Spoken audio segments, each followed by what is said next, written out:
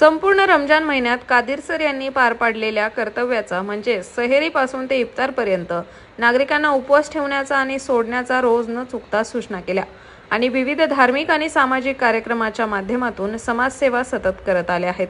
त्यांच्या या कर्तव्याची दखल घेत आज अहमदनगर मुकुंदनगर जामा मस्जिदचे ट्रस्टी कादिर सर यांचा मुकुंदनगर जनतेतर्फे सत्कार करण्यात आला।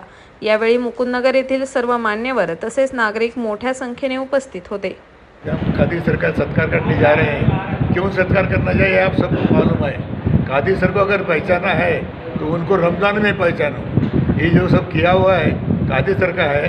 और दूसरा सबसे बड़ी बात है कि उन्हें जो कब्रिस्तान का जो किया है वो कोई नहीं कर सकता और कोई मुतवल्ली तुमको अपने नगर से नहीं मिलेगा जो मस्जिद के लिए अपनी ज़िंदगी बाहर किया हुआ है। बस मोहतरम बुजुर्गों और दोस्तों, मुकुंदनगर के हमारे खैर ख्वाह जनाब नायकवानी साहब और जनाब शेख साहब, हाजी नदीम साहब और हमारी जितने अहबाब हैं, हमारे मुक्तदी हजरात और मुकुंदनगर के सब भाइयों की जानिब से इस मौके पे एजाज़ किया गया।